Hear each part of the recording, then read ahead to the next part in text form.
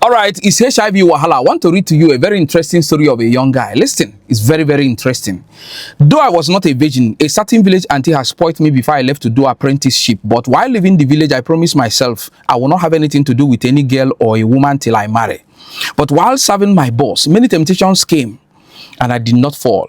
One thing that kept me far away from women was that my mother gave birth to 11 of us and 9 passed away. Wow.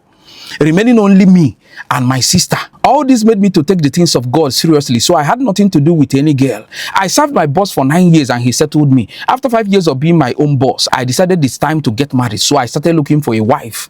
Then I had one friend on Facebook. She stayed in Kogi while I stayed in Lagos.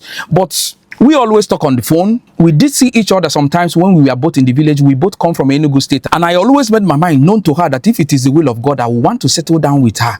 While I was talking to her, I had someone else that I was also talking to. That one was introduced to me by a relative. To be sincere, while I was making prayers for marriage, the one introduced to me by my relative was the one that the name always shows up. But she was saying no to my marriage proposal. Even at that, I kept praying and persuading her, but she kept refusing for more than 3 years. I knew then she liked me, but the circumstances in my family scared her, which is passing away of people in my family, mostly male. In a space of 5 years, I lost 4 brothers, same father, but not same mother. My father married 3 wives. But for me, I had that strong faith in God that nothing will happen. But sometimes, as human, I felt for my mom and my sister. So one day, I invited the girl in Kogi to the village because I was in the village in search of a wife. Because as the only son, I needed to marry someone that will understand our dialect. I invited her to the village, not to my house. We hang out somewhere. My intention was to get her pregnant so that she will not be able to say no again, because she too was saying no to my marriage proposal. She came and it was very late for her to go back, and I persuaded her to spend the night at the hotel. So we spent the night doing many things, and in the morning she went back to her base. So after 3 months, she called me to say she has accepted to marry me. So I told her we needed to do tests to know if we are biologically compatible. And I went to the village and she also came as well. And we went to the hospital and did the test. And they told us the result will not be ready till evening. And she said she cannot wait. She needed to go back to her base due to her work. I took her to the park where she would take the bus to her base. And while we were still at the park, the goodbye she was saying was like, this is the last time we will see each other. I was like, what is the problem? She didn't say anything. Finally, she said, what if we do not match, Nko? I told her, let's believe in God. Finally, in the evening, I went for the result and the doctor called me inside his office and said to me, how long have you been dating this girl? I told him not too long. He asked me, have you been sleeping with her? I didn't say the truth.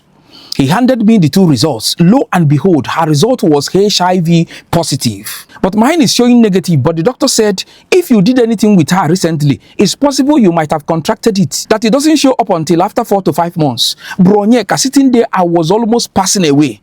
Many things were going through my mind. I was like, is this how I have disappointed my mom, my sister, myself, and God? Throughout that week, till I came back to Lagos, I was passing in silence. So I stayed till 2 years before I decided to start looking for a wife again. Because I was like, how will I give somebody's daughter this thing? And I never had the courage to do another test again. But I decided to go ahead and look for a wife. So this time around, I did not even pray. I just said, anyone that agrees to marry me, I will marry her. I did not even care if she is beautiful or ugly, tall or short, just to get married. Finally, I got someone. We went for test. Though before then, I already went for a test somewhere.